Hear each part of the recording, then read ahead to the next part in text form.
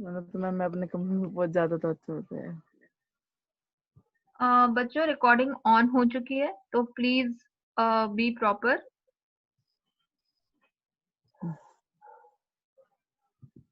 हाँ, स्टार्ट करिए करिए केशव। नमस्कार दोस्तों। आज हम सब यहाँ पानी, पर्यावरण और प्रदूषण विषय पर वार्ता करने के लिए इकट्ठे हुए हैं और मैं गीतिका मैम से आग्रह करूंगा कि वो इस बारे में हमें बताएं, अपने 2 शब्द बोलें। Hello Keshav ji, hello Vinod ji, hello MB जी, हेलो तनु। हाँ, इस बारे में चर्चा बहुत आवश्यक है क्योंकि प्रदूषण हम उसे कह सकते हैं जो कि पर्यावरण में होने वाले हानिकारक दुष्प्रभाव हैं। प्रदूषण पर्यावरण में दूषक पदार्थों के प्रवेश के कारण प्राकृतिक संतुलन में पैदा होने वाले दोष को कहते हैं। प्रदूषक पर्यावरण को और जीव जंतुओं को नुकसान तो पहुंचाते ही हैं, और वैसे यदि हम अगर कहें तो प्रदूषण का अर्थ है वायु प्रदूषण, जल, मिट्टी आदि का अवांछित द्रव्यों से दूषित होना। जो भी प्रकृति है हमारे जीवन में हम जिसका प्रयोग करते हैं, उस उन चीजों का अवांछित द्रव्यों से दूषित होना, जिसका सजीवों पर प्रत्यक्ष रूप से विपरीत प्रभाव पड़ता है तथा पारिस्थितिक तंत्र को नुकसान भी होता है, और उसके द्वारा अन्य अप्रत्यक्ष प्रभाव भी पड़ते हैं। वर्तमान समय में तो पर्यावरणीय अवयन का ये एक प्रमुख कारण है, जिसके कारण कितने सारे प्रदूषण हमें तरह तरह की हानि पहुंचा रहे हैं। तो क्या मैं केशव जी आपसे अनुरोध कर सकती हूँ कि आप इस चर्चा को आगे बढ़ाएं और हम इसके बारे में कुछ और जानें और इस पर चर्चा करें, और इसके बाद इसके हानि और लाभ के बारे और इसके दुष्प्रभाव और इसके निवारण के बारे में भी चर्चा करेंगे। जी तो केशव बिल्कुल। प्लीज आपकी आप स्टार्ट करिए। मैं आपकी बातों से पूर्णतः सहमत हूँ और मैं आप सभी का पहले तो अभिवादन करना चाहूंगा कि आप यहाँ सम्मिलित हुए। इसके लिए आप सबका धन्यवाद। तो चलिए शुरू करते हैं। अब पानी पर्यावरण का एक ऐसा भाग जिसके बिना वातावरण, संपूर्ण मानव जाति और समस्त जीवाणु अधूरे हैं। पानी वेदों में चर्चित उन 5 तत्वों में से है जिनसे मिलकर जीवन संभव हो पाया, किंतु आज आधुनिकता की दौड़ में अंधी होती मानव जाति ने पानी को इस कदर प्रदूषित कर दिया है कि ये प्रयोग में लाने तो क्या, पर्यावरण में छोड़े जाने के भी लायक नहीं है। तो जो तालाब, जलप्रपात एवं नदियां पीने के पानी का स्रोत थी, वे अब इतनी प्रदूषित हो चुकी हैं कि वे बीमारियों का स्रोत बन गई है। केवल पानी ही नहीं अपितु पूरे पर्यावरण को दिन ब दिन हम लोग प्रदूषित करते जा रहे हैं। यदि इसे जल्द रोका ना गया तो इसका दुष्परिणाम हम सबको झेलना पड़ेगा और हमारी आने वाली पीढ़ियों को भी इससे अत्यंत कष्ट होगा। मैं तनु जी से आग्रह करूंगा कि वो अब इस चर्चा को आगे बढ़ाएं। जी केशव जी, पानी धोने औद्योगिक इस्तेमाल। केशव जी, क्या आप मेरे को सुन पा रहे हैं? जी मैं आपको बिल्कुल सुन पा रहा हूँ। मैं पहले तो ये जानना चाहूंगा कि क्या आप मेरी बात से सहमत हैं? जी हाँ, मैं आपकी बातों से बिल्कुल सहमत हूँ। तो थोड़ी अपने ओर से थोड़ा इसको विस्तारित कीजिए और इस विषय में हमें कुछ अपने विचार बताइए। जी केशव जी, मैं आपके विचारों पर कुछ और रोशनी डालना चाहती हूँ। पानी पीने, धोने, औद्योगिक इस्तेमाल, कृषि, स्विमिंग पूल और दूसरे जल क्रीड़ा केंद्रों जैसे उद्देश्य के लिए अधिक पानी की मांग लगातार बढ़ती जनसंख्या के कारण बढ़ती जा रही है। पूरे विश्व के लिए एक जल प्रदूषण एक बड़ा पर्यावरणीय और सामाजिक मुद्दा है। यह अपने चरम बिंदु पर पहुंच चुका है। राष्ट्रीय पर्यावरण अभियांत्रिकी अनुसंधान संस्थान नागपुर के अनुसार यह ध्यान दिलाया गया है कि नदी का जल 70% बड़े स्तर पर प्रदूषित हो गया है। जी केशव जी, आप मेरे विचारों से सहमत हैं? जी बिल्कुल, मैं आपके विचारों से सहमत हूँ। अब मैं मैं चाहती हूँ कहूँगा आम्बी जी। वो अपने विचार प्रस्तुत करे हमारे सामने। जी बिल्कुल केशव जी, मैं इस पे और थोड़ी रोशनी डालना चाहूंगी। धरती पर जल प्रदूषण लगातार एक बढ़ती समस्या बनती जा रही है, जो सभी पहलुओं से मानव और जानवरों को प्रभावित कर रही है। जल पर्यावरण का एक महत्वपूर्ण अंग है। इसी वजह से कहा जाता है कि जल ही जीवन है। जल के बिना पृथ्वी पर जीवन की कल्पना भी नहीं की जा सकती है। इसलिए हमें जल प्रदूषण नहीं करना चाहिए, क्योंकि प्रदूषक पर्यावरण के लिए बहुत हानिकारक है। जी केशव जी, आप मेरे विचार से सहमत हैं? बिल्कुल बिल्कुल, बिल्कुल, ये हम सब विचारों सहमत हैं। और जैसा कि हम सब वार्ता में कह चुके हैं कि प्रदूषण हमारे लिए बहुत ही हानिकारक है। तो अब प्रदूषण का अर्थ क्या है? प्राकृतिक संतुलन में दोष पैदा होना, ना शुद्ध वायु मिलना, ना शुद्ध जल मिलना, ना शुद्ध खाद और ना ही शांत वातावरण मिलना। अब प्रदूषण के कई प्रकार होते हैं। प्रमुख प्रदूषण लगभग 3 प्रकार के होते हैं: वायु प्रदूषण, जल प्रदूषण और ध्वनि प्रदूषण। जल प्रदूषण के बारे में हम बात कर चुके हैं। अब मैं जरा विस्तारित करना चाहूंगा वायु प्रदूषण को। महानगरों में यह प्रदूषण अधिक फैला है, जहां वहां 24 घंटे कल कारखानों का धुआं, मोटर वाहनों का काला धुआं इस तरह फैल गया है कि स्वस्थ वायु में सांस लेना दुभर हो गया है। यदि बात करें मुंबई की, तो वहां की महिलाएं धोए हुए वस्त्र छत से उतारने जाती हैं तो उन पर काले काले कण जमा हुए पाती हैं। ये कण सांस के साथ मनुष्य के फेफड़ों में चले जाते हैं और असाध्य रोगों को जन्म देते हैं। समस्या वहां अधिक होती है जहां सघन आबादी होती है, वृक्षों का अभाव होता है तथा वातावरण तंग होता है। अब जैसा कि हम कह चुके हैं कि जल प्रदूषण, कल कारखानों का दूषित जल नदी नालों में मिलकर भयंकर जल प्रदूषण करता है। और बाढ़ के समय तो कारखानों का दुर्गंधित जल सब नालों में घुल मिल जाता है। इससे अनेक बीमारियां पैदा होती हैं। मैं अब विनोद जी से पूछना चाहूंगा कि क्या वो मेरी बात से सहमत हैं? विनोद जी। विनोद, विनोद, मेरे ख्याल से वो हमसे संपर्क नहीं कर पा रहे हैं केशव। तो हम आम्बी की तरफ चलते हैं। आम्बी, आम्बी आप थोड़ा इस बात पर रोशनी डालें। जी बिल्कुल।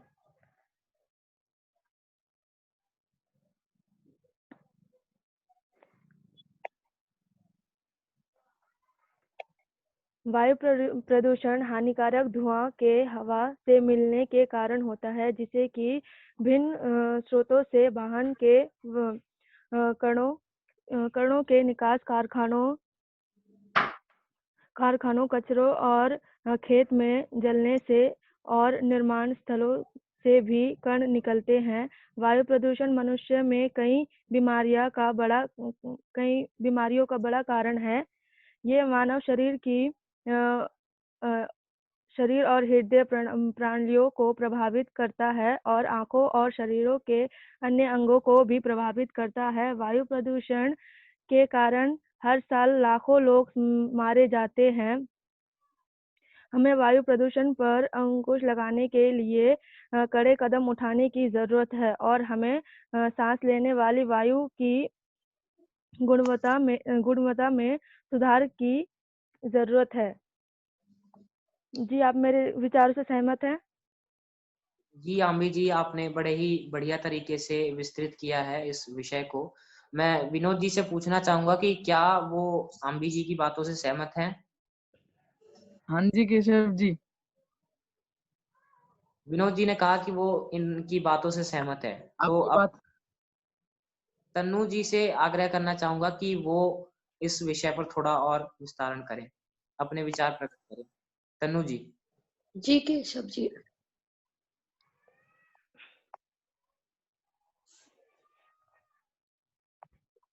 तन्नू जी।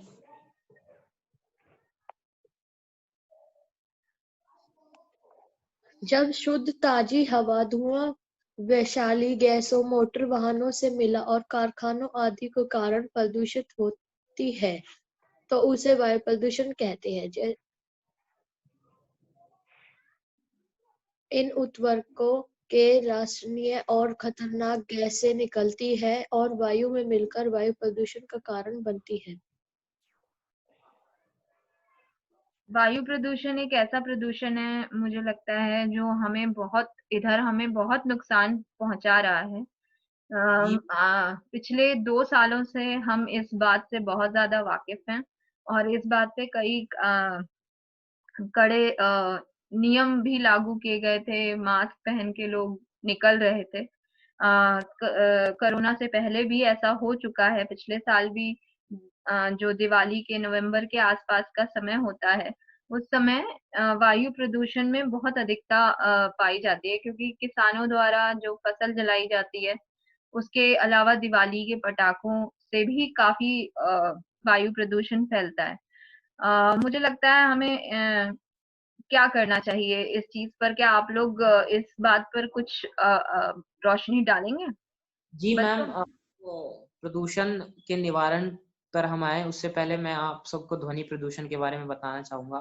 ध्वनि प्रदूषण भी प्रदूषण के एक बड़ा हिस्सा है और मनुष्य को रहने के लिए शांत वातावरण चाहिए, परंतु आजकल कल कारखानों का शोर, यातायात का शोर, मोटर गाड़ियों की चिल्पों, लाउड स्पीकरों की कर्ण भेदक ध्वनि से बहरेपन और तनाव को जन्म दिया है और ध्वनि प्रदूषण में भी दिन ब दिन लगातार बढ़ोतरी होती जा रही है। इसका एक मुख्य कारण शहरों में गाड़ियों का ज्यादा आवागमन है और प्रदूषणों के दुष्परिणाम की अगर बात करें तो उपर्युक्त प्रदूषणों के कारण मानव के स्वस्थ जीवन को खतरा पैदा हो गया है।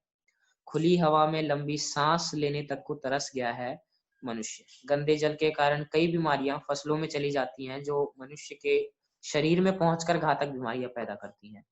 भोपाल गैस कारखाने उदाहरणतः से ऋषि गैस के कारण हजारों लोग मर गए, कितने ही अपंग हो गए। पर्यावरण प्रदूषण के कारण न समय पर वर्षा आती है, न सर्दी गर्मी का चक्र ठीक चलता है। सूखा, बाढ़, ओला आदि प्राकृतिक प्रकोपों का कारण भी प्रदूषण है। प्रदूषण ने न केवल मनुष्य जाति बल्कि संपूर्ण जीवाणुओं को नुकसान पहुंचाया है और इसे हमें जल्द से जल्द रोकना चाहिए और इसके उपायों और निवारणों पर ध्यान देना चाहिए। मैं अब तन्नू जी से आग्रह करूंगा कि प्रदूषण के उपायों पर अपनी जानकारी को विस्तृत करें हमारे सामने। केशव जी, हम एक चीज और देखेंगे कि हमारे बाकी जो वार्ता के लिए जो बाकी हमारे मेहमान हैं, उनके पास कुछ और है क्या, जो हम पर्यावरण के बारे में और उसके प्रदूषण क्यों हो रहा है, और कोई और आपके विचार या कोई आपका कुछ नजरिया है जो आप हमसे साझा करना चाहेंगे? एम्बी जी और तनु जी।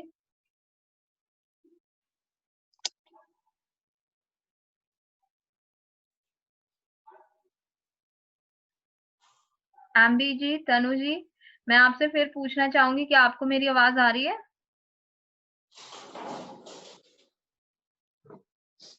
जी मैम, बिल्कुल आपकी आवाज आ रही है हमें। तो क्या आपके पास कुछ और इसके बारे में कुछ और है जो हम पर्यावरण प्रदूषण के बारे में, किसी भी तरह का प्रदूषण, उसके बारे में आपके पास कोई विचार या कोई ऐसा वक्तव्य है जो आप शेयर करना चाहेंगी या साझा करना चाहेंगे हमारे साथ? उसके बाद हम केशव जी, उसके बाद निवारण की ओर चलेंगे। जी बिल्कुल, मैं ध्वनि प्रदूषण के बारे में कुछ और वार्ता करना चाहूंगी। जी। ध्वनि प्रदूषण को पर्यावरण प्रदूषण के रूप में पर्यावरण को बड़े स्तर पर भिन्न स्रोतों से माध्यम से हानि पहुंचाने वाले तत्वों के रूप में माना जाता है। ध्वनि प्रदूषण को ध्वनि अस्वस्थता के रूप में भी जाना जाता है। अत्यधिक शोर स्वास्थ्य के लिए हानिकारक होता है और मानव या पशु जीवन के लिए असंतुलन का कारण है। ये भारत में पर्यावरण मुद्दा है जिसे सुलझाने के लिए उचित सक्रियता की आवश्यकता है। हालांकि यह जल, वायु, मृदा प्रदूषण आदि से कम हानिकारक है। और आजकल हमारे भारतवर्ष में इतना ज्यादा डीजे और लाउडस्पीकर में इस्तेमाल होता है, जिससे बहुत बहुत ज्यादा ही ध्वनि प्रदूषण हो रहा है। जी मैम, आप पार्टी मेरे आप मेरे विचार से सहमत हैं? बिल्कुल सहमत हूँ आम्बी जी, आपने बहुत ही बढ़िया तरीके से अपने विचारों को प्रस्तुत किया है। अब मैं चाहूंगा कि हम प्रदूषण के उपायों पर आए, और यदि मैम की आज्ञा हो तो मैं अपने विचार आप सबके सामने रखूं। बिल्कुल बिल्कुल केशव, आप अपने वक्तव्य को आगे बढ़ाएं। जी मैम, मैं आप लोगों को बताना चाहूंगा कि प्रदूषण के उपायों में जो दो सबसे बड़े उपाय हैं जिनसे हम प्रदूषण को जड़ से यूं कहें कि नष्ट कर सकते हैं या एक हद तक कम कर सकते हैं, वो है सतत विकास और पेड़ पौधे लगाना मेरे नजरिए में। क्योंकि आधुनिकता की दौड़ में अंधी होती मानव जाति ने प्रदूषण के स्तर को इतना बढ़ा दिया है, और ये सब कल कारखानों और शहरों में हो रहे नए नए इंफ्रास्ट्रक्चर की वजह से हो रहा है। क्योंकि हम पर्यावरण को ध्यान में रखकर विकास नहीं कर रहे, हम पर्यावरण को अनदेखा कर रहे हैं। इसी की वजह से जो है प्रदूषण का एक बड़ा रूप हमने देखा है। और पेड़ पौधों का कटना, जंगलों का नाश होना, ये भी इसका एक बहुत बड़ा कारण है। तो यदि हम इन दो उपायों को बड़े पैमाने पर अपनी आदत में लाएं तो प्रदूषण को एक बहुत बड़े सिरे तक कम किया जा सकता है। अब मैं चाहूंगा कि आप लोग अपने विचार इस विषय पर रखें। केशव, मैं कुछ कहना चाहूंगी इस बारे में, क्योंकि निवारण की बात हम जहां तक कर रहे हैं, तो पर्यावरण संरक्षण जो है, निवारण तो है ही, साथ में हमें संरक्षण सबसे बड़ा निवारण हमारे लिए होगा कि हम पर्यावरण को संरक्षित करें, उसको संरक्षण दें। तो पर्यावरण संरक्षण है क्या? पर्यावरण शब्द ही बना है और आवरण से, जो कि हमारे जो चारों ओर उसकी जो आवरण होता है उसका, वो नष्ट हो रहा है धीरे धीरे धरती का। तो पर्यावरण, उसका धरती का जो आवरण है वही नष्ट हो रहा है। परि का आशय है चारों ओर तथा आवरण का आशय है परिवेश। दूसरे शब्दों में यदि हम कहें तो पर्यावरण अर्थात वनस्पतियों, प्राणियों और मानव जाति सहित सभी सजीवों और उनके साथ संबंधित भौतिक परिसर को पर्यावरण कहते हैं। वास्तव में पर्यावरण में वायु, जल, भूमि, पेड़ पौधे, जीव जंतु, मानव और उसकी विविध गतिविधियों के परिणाम आदि सभी के समावेश होता है, तब ये पर्यावरण बनता है। आई थिंक अगर हम इसको संरक्षित करेंगे, इन सारी चीजों को ध्यान में रखेंगे, तो अपने आप हम इसका निवारण ढूंढ लेंगे। और धीरे धीरे इस चीज का हमने कोरोना काल में देखा कि जिस तरीके से लॉकडाउन के दौरान जो पर्यावरण चेंज हुआ था, पर्यावरण में बदलाव आया था। क्यों? क्योंकि उस समय कल कारखाने बंद थे और मोटर गाड़ियां सड़कों पर नहीं थी, जिसका गंदा धुआं हमारे पर्यावरण को नष्ट कर रहा है। तो इससे पेड़ पौधे और पशु पक्षी सभी को बहुत राहत मिली थी, और बहुत बड़ा बदलाव हमने देखा था कि कहीं किसी किसी शहरों से चोटियां तक दिखाई दी थी उसकी हिमालय की। तो मेरे ख्याल से ये बहुत बड़ा उदाहरण है और इससे मनुष्य को समझना चाहिए।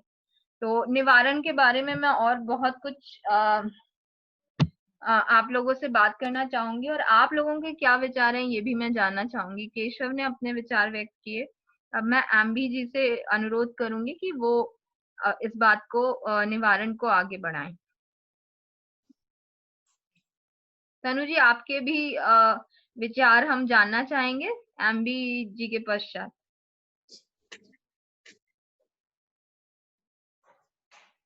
जी हाँ मैं कुछ और रोशनी डालना चाहूंगी आपके विचारों पर।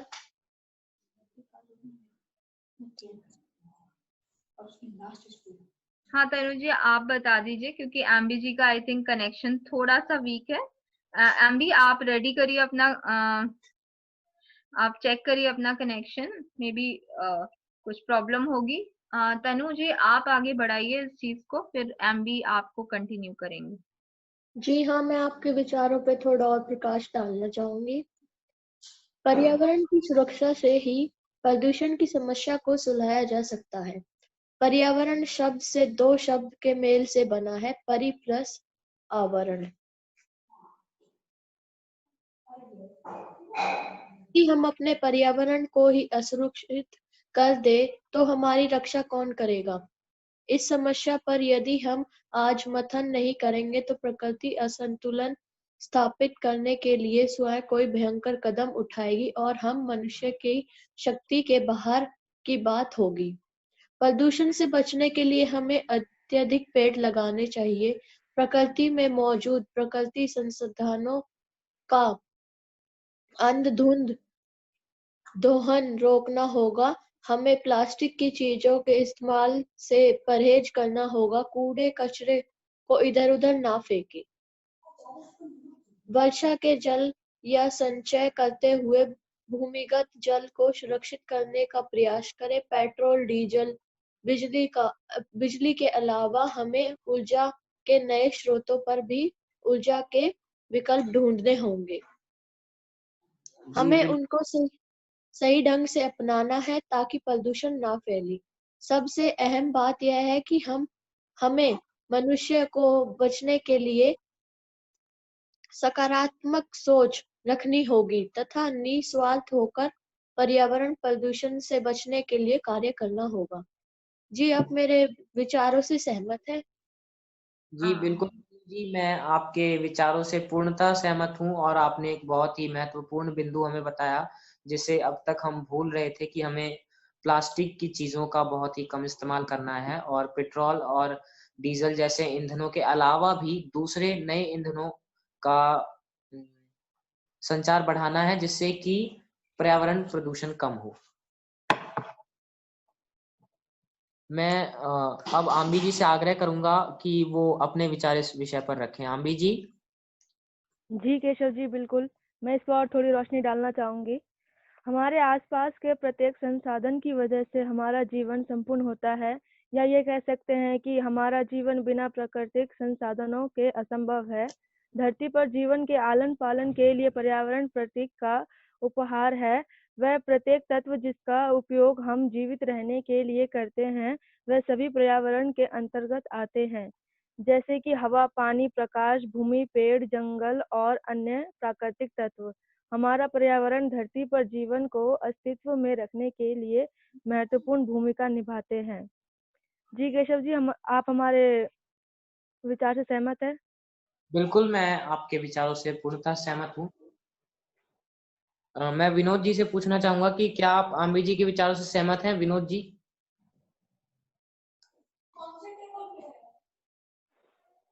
हाँ जी केशव जी, हम अम्बी जी के विचारों से सहमत है। धन्यवाद विनोद जी आपके उत्तर के लिए। हाँ जी केशव जी।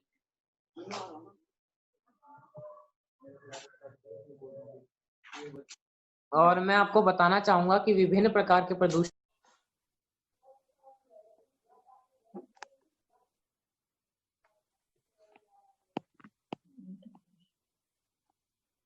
जी मैम, जी मैम।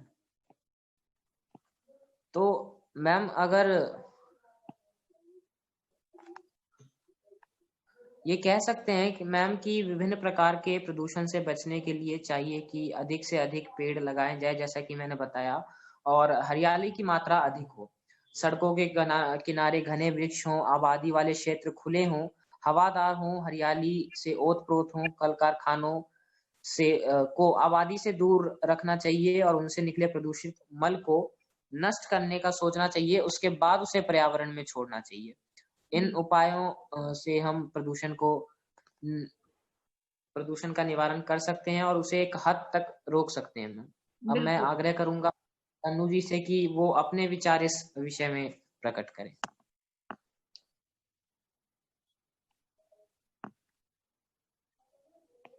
तन्नू जी, आप मुझे सुन पा रही हैं? तन्नू जी।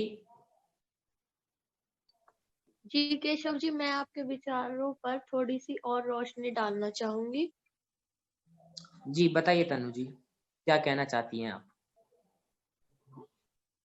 कारखानों से निकलने वाले गंदे पानी को सीधे नदी नाले में न डालें और उसके साफ कर नदियों में बहाना होगा।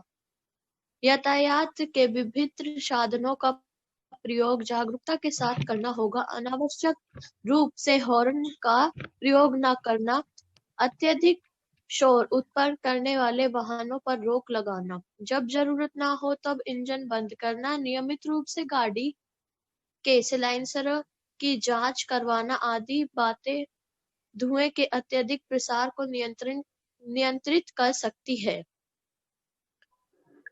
आम लोगों को जागरूक बनाने के लिए उन्हें पर्यावरण के लाभ और उसके प्रदूषित होने पर उनसे होने वाली समस्याओं को विस्तृत जानकारी देनी होगी। लोगों को जागरूक करने के लिए उसके मनोरंजन के माध्यमों द्वारा उन्हें आकर्षक रूप में जागरूक करना होगा।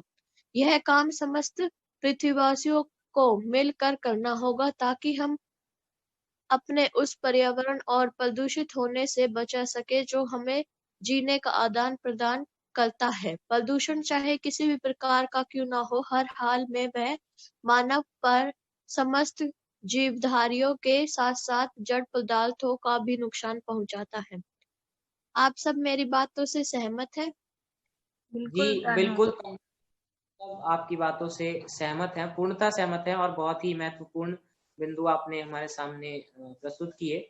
इसके लिए मैं आपका आभारी हूँ। अब मैं आग्रह करूंगा आम्बी जी से कि वो अपने विचार प्रकट करें। आम्बी, सुन पा रहे हैं आप हमें? जी बिल्कुल केशव जी, सुन पा रही हूँ मैं आपको।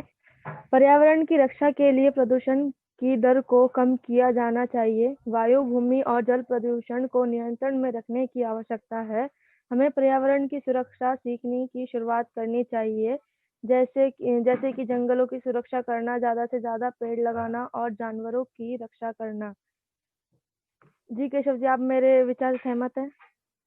जी बिल्कुल, मैं आपके विचारों से सहमत हूँ, और मुझे लगता है कि हमने प्रदूषण से संबंधित सारे विषयों पर वार्ता की है।